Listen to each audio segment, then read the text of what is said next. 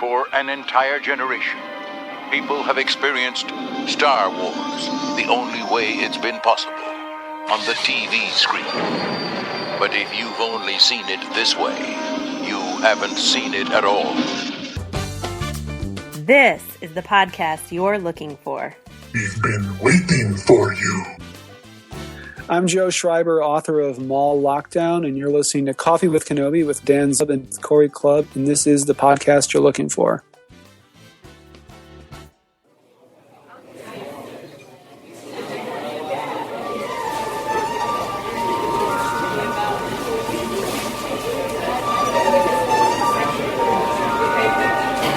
Your insight serves you well. We would like to welcome Joe Schreiber as our special guest. Joe is the author of the upcoming Maul Lockdown, an exciting and intense new novel that Star Wars fans are looking forward to reading. The book will be available on January 28th and places Maul in a space penitentiary that houses the galaxy's worst criminals, where convicts face off in gladiatorial combat. Joe has agreed to join Corey and me for a cup of coffee, and we are very excited to have him. Welcome, Joe. Thanks. It's great to be here with you guys.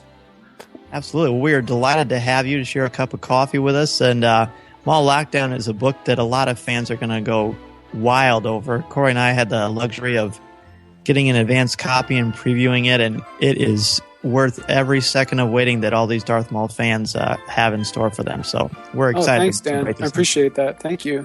Absolutely. Yeah, and Joe, this isn't your first Star Wars novel. You've been a writer for quite some time, and we're curious about your background as a writer. Could you give us a little insight to that? Sure. Well, I mean, I kind of always knew that I wanted to write. I mean, literally from as far back as I can remember. I'm old enough to remember the age before home video. So what I had was a movie camera, essentially, and a notebook, and sort of eventually ended up just writing. Sometime around 5th or 6th grade, I decided I was just going to start writing short stories, and it was just of a weird enough kind of enthusiasm that my friends thought it was kind of interesting, and we ended up sort of writing and drawing comics together, and gradually I gravitated more toward the writing side of it, and always kind of stuck with it. Never really thought whether or not I was actually going to get anything published, but mainly just did it for the enjoyment of writing stories. So I've always sort of had an enthusiasm for it. That's really neat. And Corey is a writer himself. I teach high school literature and writing, so nice. It's interesting. When you were in high school, did you like to write, or is that something that maybe how did you lean towards? How were you in academics when it came to writing? You know, it was always kind of the redheaded stepchild of my writing. I was always much more of a fiction writer than I was an essay or a school writer. I mean, I didn't mind writing papers for school, and I certainly enjoyed some of the books that I got to read when I was in school. But to me, it was never the same sort of charge that I got when I would write a short story. And even back then, my heroes were guys like Harlan Ellison and Ray Bradbury, just short story writers who were very obviously really passionate about just the act of writing. So I always took that part of it pretty seriously, even if what I was writing was junk, which it was a lot of the time at the beginning. I still, got a real kick out of just putting the words down on paper. And, occasionally there was the really kind of scary part where you'd show it to somebody and see what they thought. But even if I didn't, just the act of doing it felt kind of courageous at the time. And it was just something that I was really excited about even back then. And this just pops into my head now, knowing that, of course, kind of some of the feel and the tone of Maul Lockdown and some of your other books. And now that I know that we're big into short stories by Bradbury and the greats like that, how were you on Edgar Allan Poe? Poe was somebody that I didn't really come to until a little bit later in life, actually. I think it wasn't until college that I really kind of got past my initial, his language was not quite as accessible as guys like Richard Matheson. And I knew Poe was great, and I knew that he was kind of twisted and he had a dark sensibility, but I came to it later on. And of course, all the really good Poe short stories are fairly short. Like they're not long stories. So once you start, you're just like, this is something that I could just devour, and since then I've certainly gone back and read and reread a lot of them. But it took me a little bit to get to that point.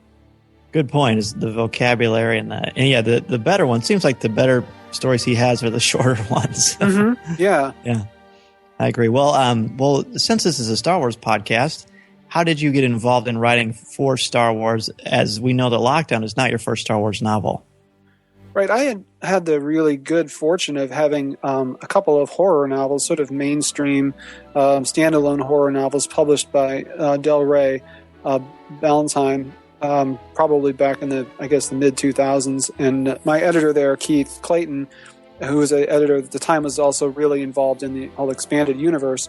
And eventually sort of came up with this crazy idea of what if we did a Star Wars horror novel? And I was so excited about that. I was just like, absolutely. Like, if that ever turned into a reality. I think it started out as a conversation at a bar, a convention somewhere some night. They were talking about how cool it would be to do that. And my name came up as an opportunity to give it a chance. And I was so thrilled to even have that opportunity that I just kind of jumped headlong straight into it and never looked back. Well, I remember, too, the buzz when there was... among the fan community that there was going to be a Star Wars horror novel, and the excitement that generated from that as well. Yeah, it was a little bit divisive. I think a lot of people liked it, but then there was definitely people who were just... I mean, I remember the day the book came out, I was visiting a friend in LA, and we went to the bookstore, and they had it up in front and center, and there was a guy just ripping into it. Like, he had no idea that he was standing next to me and my friend, and he was like, this is absurd, this is horrible, I can't believe that they're doing this. And we ended up getting into a long conversation, my friend and I, with this guy, just trying to figure out I really wanted to hear what his point of view on it, because he obviously took very seriously. He wasn't even necessarily a Star Wars fan. His whole idea was, he was coming at it from the point of culture itself is becoming more and more corrupt, and here's Exhibit A. And he just sort of had the book out. And it was really interesting to have that be one of the first responses to the book. Because up until then, I generally stay off the forums and stuff online. I try not to even really go there. But it was interesting to have, this is a face-to-face conversation with somebody who really had an issue with the book. Certainly a lot of people really liked it as well. But it was interesting that they chose to go with the cover art that they did, which is, very overtly this is a horror novel. They hired the guys who did the Saw movie posters to do the cover for Death Troopers. Oh, you're kidding. Oh, cool. And you can tell, it was sort of a call to arms. This is the kind of book it's going to be. And so, regardless of how people ended up feeling about it, I felt well, it's a very honest, it's pretty honest about what it's going to be like. You pick it up, what kind of book you're going to be getting into. So it was interesting to see the different reactions people had to it, certainly. If you could go back, would you have changed the cover? No, I was very pleased with it. For me, what it was a... sort of as a validation of originally they want to do a George Romero type story in a George Lucas universe, and I guess they were serious. When I saw the cover, I was like, well, if Lucasfilm's okay with this, then I certainly feel like I can go wherever this story needs to go and not worry about it being too much of whatever. So no, I was very glad that they sort of took that route, actually, instead of kind of holding back on it. And we must say that this mall lockdown is a little less horrific than your other stories too. I personally enjoyed it very much, and I was curious to know how did the lockdown come about? It came about kind of in a weird way, similarly to the way Death Troopers came about, which was just through a very fortuitous email from Del Rey Books. I mean, my editor, Frank Parisi, who's the editor for Maul, sort of just shot me an email one day, and it's probably almost 3 years ago now. And he said, how would you feel about a Maul prison novel? And that was it. I mean, it was kind of just a one-line thing. That's cool. But immediately, my imagination started running wild, because I'm a big fan of prison movies. The whole genre, I think, has got a ton of potential, character-wise and sort of story-wise. You've got a confined environment, and of course you've got the prison barge and Death Troopers, so it's sort of a similar thing, but this was going to be a bigger examination of what that environment looked like, and to have Darth Maul put into it was just, I don't know, I just felt like the pinball machine just hit tilt there as far as all the different ways you could go with his character. Developing it in that environment. I was already very excited about doing it, even before I knew what I was going to do. That's great. And I think, too, as far as the book goes, you said the setting of a prison setting. It's something, like you said, we really haven't seen a whole lot in Star Wars. It's grittier, it's darker. Mm-hmm. I think, too, what were some of your researches for those kind of things? Well, the coolest thing about a project like this is you can call all kinds of things research. I got to just go back and watch some of my favorite prison movies again. I like just stuff like Escape from Alcatraz, or even that TV show Prison Break, or just anything that gives you an opportunity to look at who ends up in prison, how they got there, and just all the different types of archetypes and how they interact. And certainly you don't want to exclude people who are going to be sympathetic characters. I mean, there are characters in Maul Lockdown that have real, hopefully, sympathetic relationships that the reader can sort of identify with. There's a father and son character. Certainly. There's other characters there that have, they're in prison, and yes, they've made some really, maybe poor choices that landed them there. But what is it about their relationships that resonate with us as readers? Like, why should we care? Why are we not just waiting around for the next fight scene? But what's compelling us through all these different character stories? sort of within this environment, and what were the survival skills that have sort of helped them get to where they are now in such a sort of a desperate place. So research-wise, like, I was all over the place. There's just some good nonfiction stuff about prisons out there. Historically, good stuff about what Leavenworth Prison was like and people who've escaped from there. The Panopticon, which was Jeremy Bentham's idea of how a prison should work, where prisoners are all sort of watching each other all the time. I mean, there's just really some cool stuff out there that should have provoked interesting ideas about what this prison could possibly be like. I think too about the like I said, the prison genre is very interesting to me too. It's because like it's confined, it's really unique. I think too there's a lot of cliches about it. How'd you work around your cliches? I think that's a really good question, because as a writer, I mean, my tendency, I think a lot of people's tendencies is to go to the cliche first, and that's where a good editor like Frank Perusi and Eric Schoenweiss at Del Rey were really good about pushing past what those initial things were going to be. Like, how are we going to get past what people first think of when they think of sort of a cheesy prison scenario, to the point where, we see real three-dimensional characters here, but also B, when it comes even to Maul, like, how are we going to see him actually in a tight spot? Like, where are we going to see him in legitimate peril, so that even though we know he's not going to die here, like, how are we going to see him literally pressed to his limits? So what he's gone through in the past is, and his endurance in the past is going to kind of help him get through this, even though any lesser person or individual might have given up in these circumstances, like creating a hot water situation for him where it's really, really desperate, and not just saying, well, as a writer, I know he's going to survive, so I don't want to make it too tough on him, but really pressing that as far as we can within the situation in Cog Hive 7. Absolutely. Well, and Corey hit it perfectly too. There, you don't run into the cliches of prison, and I think as importantly, especially for a Star Wars fan, you don't run into these. You don't make Darth Maul a one-dimensional character. He's more interesting, and we'll jump to that a little bit later. But I want to talk about the level of violence in the book, and right off the bat, and I'm not going to spoil anything for people who are going to read the book, and you're going to love it.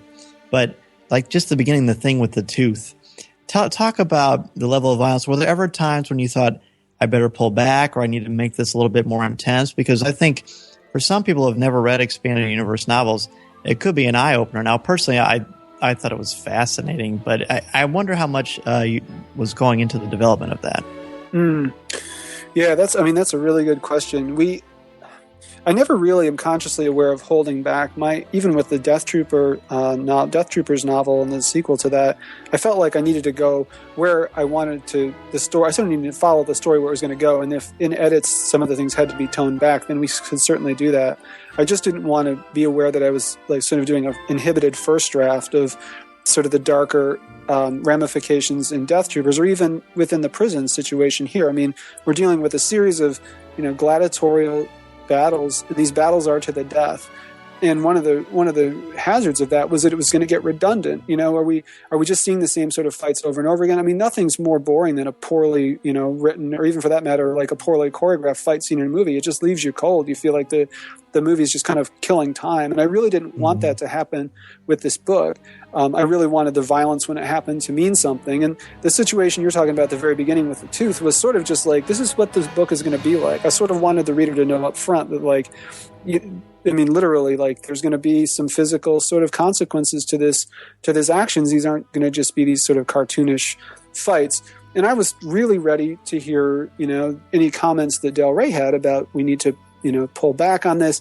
And I think there were some comments about some of the cannibalism in the book. I mean, some of the inmates, I don't want to give away too much, but sure, some of the inmates have teeth that are filed to points, and they really didn't want it to go and become excessive, because after a certain point it becomes numbing as well, and you sort of have the paradoxical effect of isolating and pushing your readers back out, because it's gone too far. I really didn't want to do that either. So I was just kind of depending on Frank and Erich at Del Rey to kind of steer me away from that. And they did a really good job, I think, anticipating what the reader's response was going to be. So I was very grateful to them for that.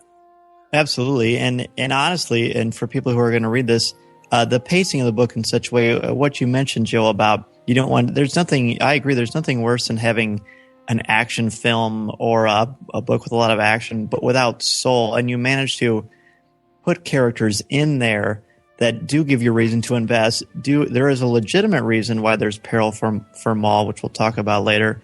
So I applaud you for doing that, because there is a real danger of that possibly happening, and it is completely avoided here. Thank you. Yeah, I mean, I think we've all been like sitting in a movie theater or watching a video. Your expectations might not be sky high, or they might be, but either way, you're just aware halfway through that you've sort of checked out of the thrust of the story, because it's not handled in a way that's sort of saying, we're going to take whatever the stakes are of this story, we're going to take them seriously, we're going to spend time setting them up, and then take time sort of executing what happens next in a way that amplifies the reader's interest, as opposed to like, okay, we've seen this before, we don't need to see this again. And kind of almost like a Tarantino vibe, really. Yeah, I think that's a good comparison. I think too. I'll be honest with you guys, and Dan might know this too. I'm not a huge Darth Maul fan. I didn't know that. Actually. Yeah, it's just he's never been my favorite. You don't see him too much in the movies. I'm not really through the Clone Wars yet, so I don't know a whole lot about that arc with him and how he returns and whatnot. Mm-hmm. But I got this title. I was like, oh, this is cool. I knew your name from being the author of some other horror novels of the Star Wars universe. But I got to reading this, and I was like, this is incredible, because I never knew this side of Maul.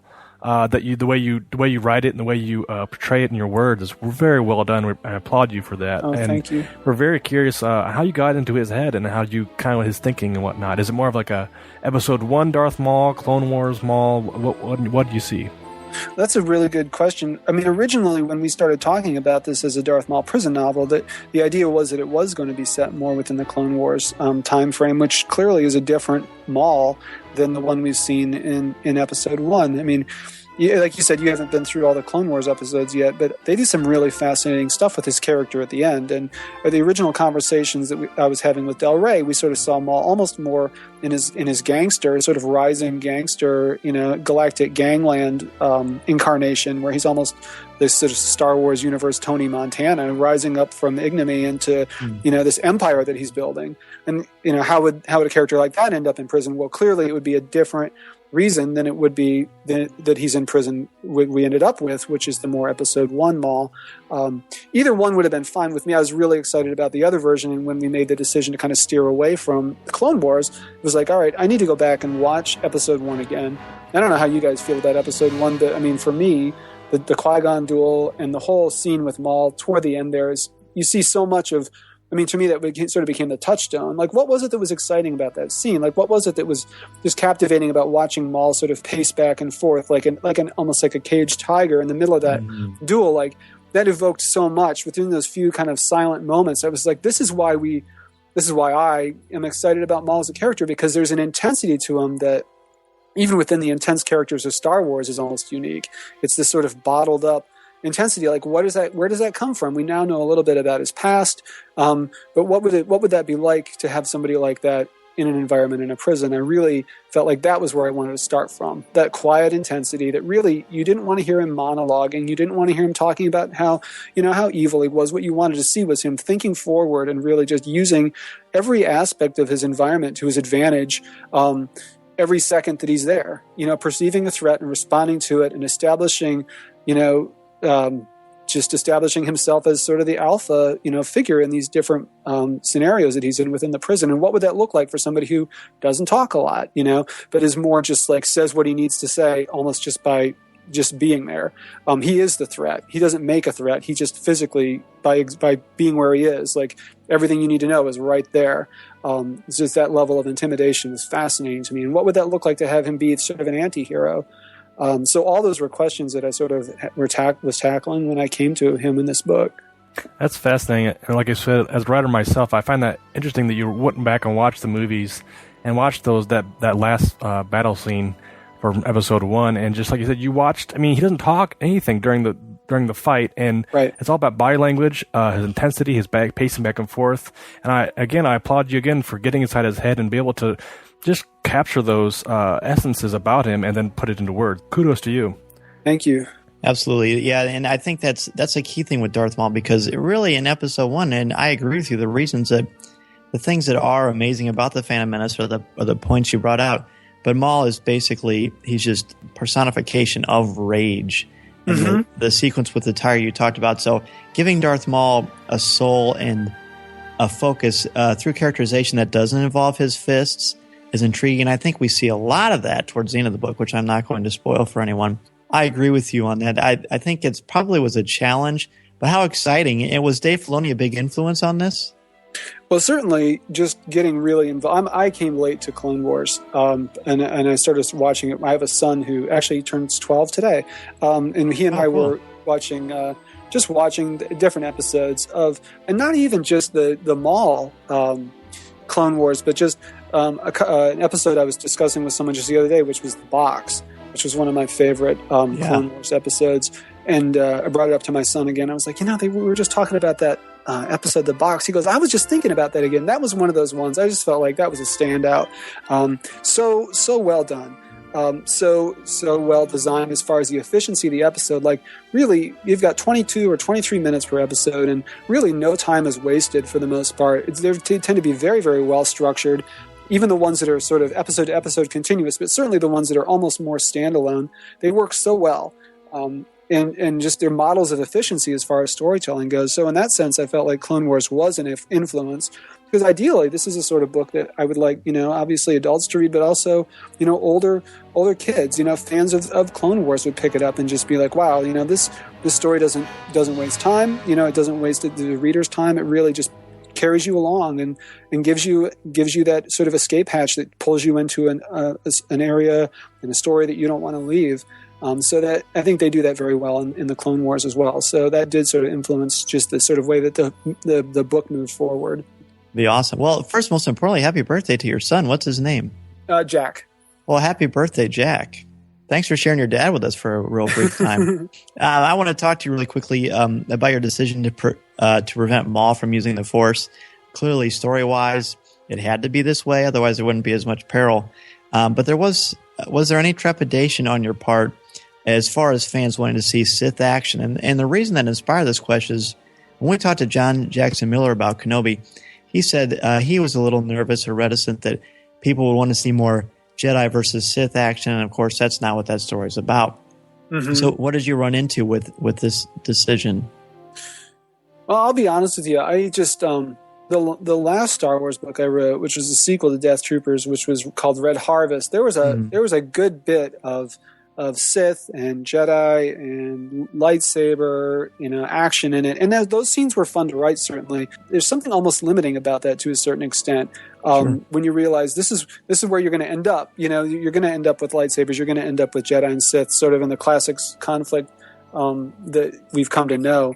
But with this book, I really felt like, we know who Maul is. We know what he's capable of, both within the book and just in the general Star Wars universe. And so there's a cool sort of dramatic tension that gets built by knowing what he's capable of doing and knowing that he's deliberately showing restraint because he has to, because everything sort of counts on that. I mean, the stakes of the book are that his mission needs to remain secret, and it becomes compromised as soon as he loses that restraint, and he goes ahead and goes forward and uses the Force and tips his hand as to who sent him and who he really is. So I actually felt like that going in. I didn't feel any sort of nervousness about it. More than anything, I felt like, well, this is cool. Like, and this is sort of the sort of thing where I almost see myself as a reader of the book, sitting down and just being like, eventually I know that there's going to be some Sith related stuff. There's going to be some dark side related stuff going on. But in the meantime, like, hopefully the bulk of the book, it's exciting to see him within the restraints that are imposed on him, and how that, how he's forced to become resourceful. That's when I think things can get really fun and creative, actually, is when, okay, we're going to take this off the table for now. Where does that leave us? Where does that take us story-wise when he's not able to do the other things? Where does he have to go?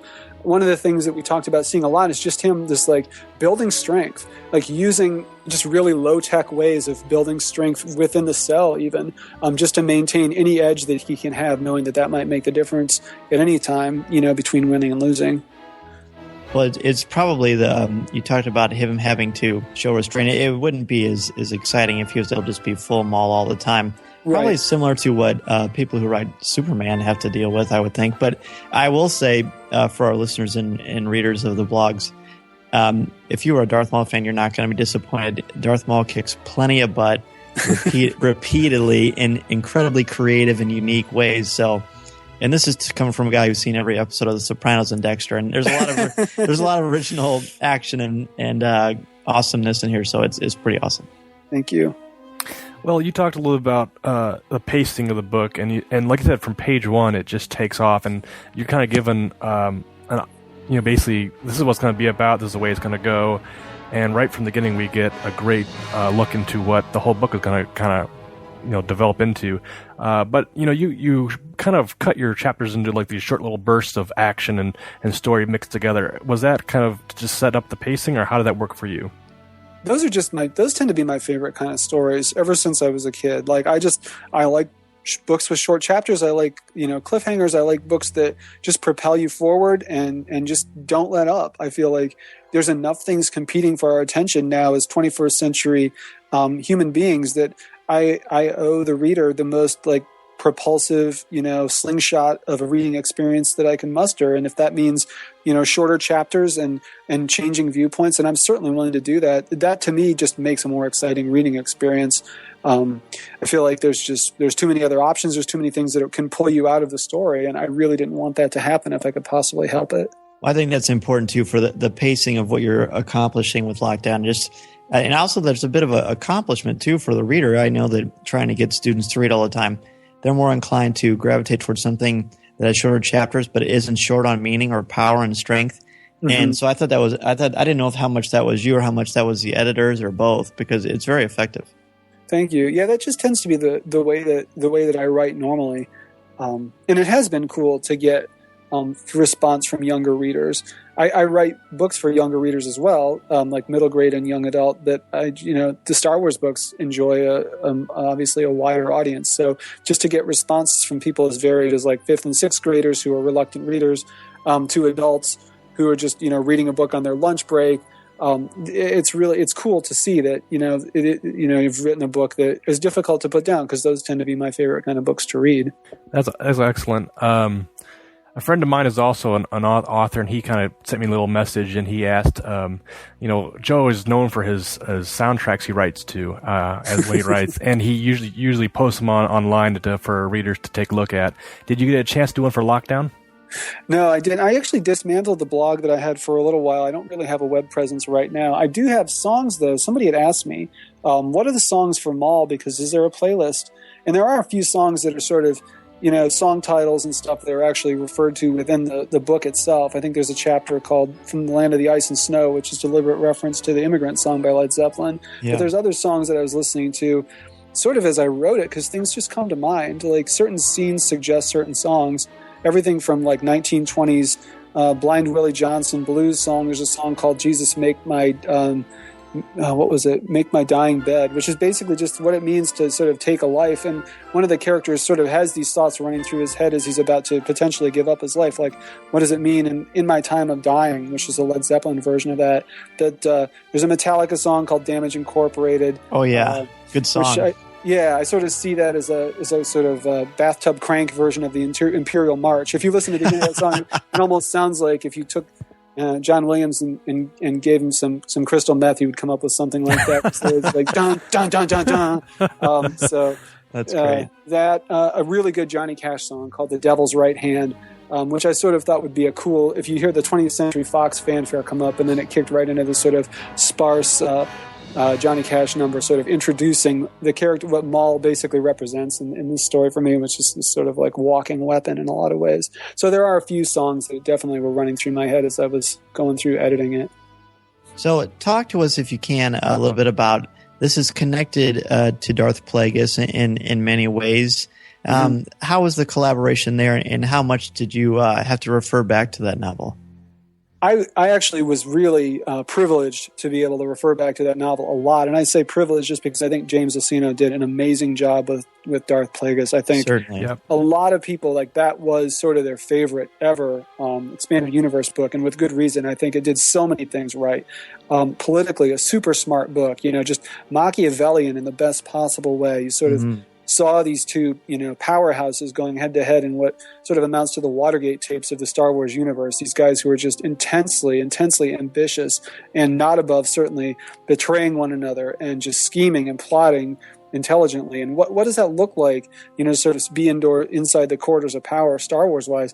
I really, really wanted to get Plagueis and Sidious's voices right for the scenes here. And I just kept going back there was a period of weeks where I was just driving around with Darth Plagueis, the audiobook, in my car stereo, just because I wanted to just kind of I wanted this to sort of be a reflection of what was going on there as well.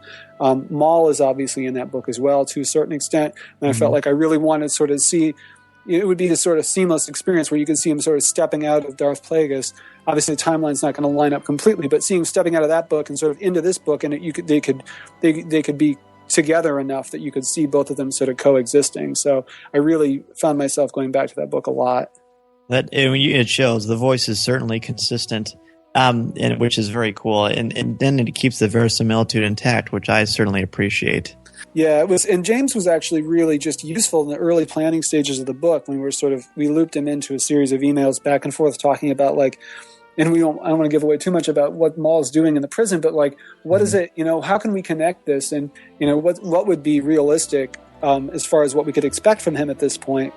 What would he be sharing with his master? What would, what kind of mission would he be dispatched on? Who would know what, when, all that kind of thing. Obviously, James has just come up with a lot of that stuff for the book, and he was super helpful in the process of sort of plotting out what that was going to look like. Well, the father and son relationship I do really enjoy in this book. It is certainly non-traditional in many ways, but no less fascinating. And I don't want to give away any spoilers because there are certainly some nice surprises, especially at the end when things get very macabre, which I really enjoyed. But just talk maybe briefly about Siddiqui, if that's how you pronounce it, and the inspiration behind her. Well, I've always sort of enjoyed writing strong female characters. It's just been a thing that I've always thought, there's a lot of mileage in these strong characters, these strong female characters, these women that are especially in this book. Siddiqui's the warden of the prison, and she's just a very, very ambitious and very intelligent individual. She's got things set up very much for her own advantage within this prison, which is that, she and her brother have designed this environment where there's an algorithm that matches inmates to fight one another to the death, and the algorithm is designed to just create the most exciting battle imaginable. You're going to take opponents with traits that are going to create the best, most thrilling fight. And as a result, people are, they're making all this money in the intergalactic gambling trade, betting on the outcomes of these fights. And it's very much a financial, decision that she's got set up. But she lives, her residence is part of this prison as well. Her offices are there. And so she's going to have to be very, very tough and very pragmatic, and certainly just very relentless in pursuit of what, just trying to maximize her profits here by watching these inmates kill each other. So she's cold, and she's always got an angle to the very end. She's a survivor, and it was gratifying for me to have a character like that in the middle of all these really sort of hardscrabble human and non-human, inmate species. You've got this female warden, and you'd expect maybe some degree of fragility or at least vulnerability there, but exactly the opposite. She's as tough as any of them, and she's unflappable in a lot of ways. She's no one's fool, which is great to see. Yeah. And I want to ask, because we talked about this with Martha Wells, and then we like to look at things through a critical lens here on Coffee with Kenobi. What's the impetus perhaps for the concept of a female antagonist versus a male protagonist? Not often is Maul considered a protagonist, but because did you ever think about having it be a male, or was there any kind of because that kind of stuff can sometimes leave you feeling empty, but it doesn't happen here. You actually pulled off very, very well, which isn't easy to do without falling into using sex or sexual tension. You make it about these characters, not about their gender, even though they're strong in the genders that they represent. So how did that come about for you? I think it kind of goes back to what we were talking about earlier about what does it mean to write conflict that doesn't leave the reader sort of, cold, or doesn't basically feel like too much, like deciding early on, like what's the advantage going to be for both of these characters so you really aren't going to be able to predict who's going to come out on top. Siddiqui is she's tough, but she's also politically very smart. There's a series of conversations that she has with the galactic gambling commissioner, and he's always sort of coming in and sort of threatening to shut her down. But she sort of has a whole card that she holds on to play at the end, and you get the feeling that she really never goes into a fight that she doesn't pretty much know how the outcome is going to be. And that makes it interesting, I think, for the reader, because there can be a surprise at the end. There can be, so I didn't see that coming, or I thought it was just going to be a physical power struggle, or whatever it is. Like, how many different ways can this conflict be resolved in an interesting way that it doesn't necessarily have to go the way we expected it to? Her character, because she is so overtly in a position of power in this prison, I almost felt like you've got essentially an all-male, group of guards, and inmates. So her being in the position of power, I mean, if you want, there's always a risk of becoming too analytical about this stuff, but it could be viewed as... Not for an English teacher. it can be viewed as potentially kind of emasculating if you're used to being the top dog, and now you're in a prison, and the person who's running the prison and literally holds all the cards is a female. So what's that going to look like as far as, gender conflict? How is that going to make you rethink your own thoughts or your own sense of confidence about yourself, whether you're a convicted murderer or a fighter or a pit fighter, whatever you are? This woman, has the upper hand, and she certainly isn't reluctant to remind you of that she's in authority, and that she's not vulnerable, and that you are in a position of being submissive before in that. She literally holds your life in her hands. So, I mean, how's that going to work itself out? So Maul has at least one or two scenes where he's sort of face to face with Siddiqui in her office, and she's has no problem reminding him that she's in charge, but he still manages to use the situation to his own advantage, just because he's very canny. He's just very, very aware of what's going on, even more so than she is, and I think maybe she comes to realize that throughout the course of the book. Well, great answer. That's again what a perk for Corey and I to be able to read an amazing book like this and ask you, because I couldn't help, as I joked, I do teach literature, so I think about things like that, and hearing your designs for that makes perfect sense. So I appreciate you indulging me. Oh, thanks. No problem. My pleasure. Well, Joe, we're curious to know too. You've done some pretty amazing work here in the Star Wars universe, but we're curious too to know about your next project coming up. What are you most excited about in the Star Wars novels? Yeah, I don't. Right now, I don't have another Star Wars book coming up. I mean, we certainly had conversations about it, and it'll be interesting to see if and when that happens. I have as I said before, I've sort of had this new sort of career of writing books for younger readers, young adult and middle grade. Middle grade in particular is exciting for me because that's the age my kids are. Like I said, my son is 12 and my daughter's 10. And so they're now reading some of the books that I'm writing. So I have a middle grade book coming out in March. And basically this is it's called Game Over Pete Watson. And it's about a kid who finds his dad's sort of 80s era video console, like an Atari, down in the basement. And he needs money, so he sells it at a garage sale, and later finds out that his father actually works for the CIA, and that the console was sort of his connecting porthole to the CIA database. So he sort of inadvertently compromised America's total security base, and there's an arch villain who sort of buys the thing and ends up launching this attack with the information that's on there. So, but it's actually funny. It's a funny. There's actually some illustrations in it. They got a really good illustrator to do pictures for it. So, but it's a middle grade reader, the same sort of age group maybe that Diary of a Wimpy Kid or something like that would be. And I have a young adult novel coming out next year. It's sort of about a couple of kids at a high-end New England prep school who are actually con artists, and they're not at all who they say they are. And it's almost like The Sting or Dirty Rotten Scoundrels set at a prep school. So it's called Perp School. And that's coming out next year. Those both sound incredibly cool. I know, that sounds great. The first one, I'm thinking, hello, Pixar, are you listening to this? Yeah, right. That's awesome. I cannot wait to read that. That's going to be very cool. Thank you. Absolutely. Well, we, again, appreciate you sharing your time with us. And if people want to get in touch with you, ask you questions, do you have a preferred method for that? I like I said, I don't really have a web presence right now at all. I think the best way for them to get in touch with me is probably through Del Rey, either through the Savudu website, which is a really good website that they have, or just through the main Random House website. They have contact information for me that way. It's probably the best way to do it. Awesome. Joe, you've been amazing, and love picking your brain. And now we've got our 5 questions that we share everyone. It looks like your coffee's getting pretty low, so we better get to these 5 questions here. And they're the kind of questions we ask all of our Star Wars guests. It's neat to see the commonality. It's very much inspired by Inside the Actors Studio with James Lipton. So I'll go ahead and ask the first one for you. What is your favorite Star Wars movie? It depends on the day of the week. I got to say, it's either Empire or New Hope. For the longest time, it was Empire, and I still love Empire. But I got to say, the first one just does so many things right that I have to give you the answer of the day is A New Hope. It's a good answer. Excellent, excellent. Next question is, who is your favorite character? Oh, they say everybody starts out loving Luke Skywalker, and you get older, you want to be Han Solo, and then later on, everybody realizes all they really are is Darth Vader. So, nice answer. That's awesome. That's awesome. I never heard that. I love that. That's good.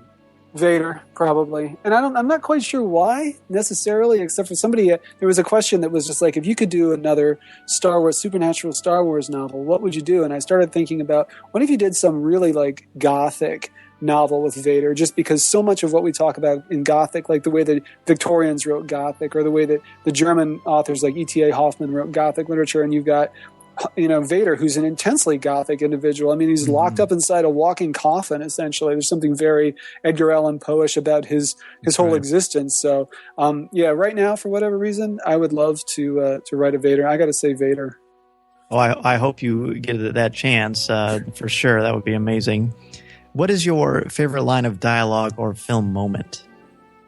There's so many good lines of dialogue, and then because Vader was my answer for the last one, I'll go with the Vader quote from Jedi, which I guess people tend to quote, the first movie a lot, and the second movie has got, I love you, I know, and stuff like that. But I think one of my favorite Vader moments is where, whoever it is, one of the Moffs tells Vader, like, my men are working as hard as they can to achieve, the work, and Vader goes, perhaps I can find new ways of motivating them. Yeah, I love that. I love that line. It's so understated, and it just says everything you need to know about what it means to be sinister and in charge.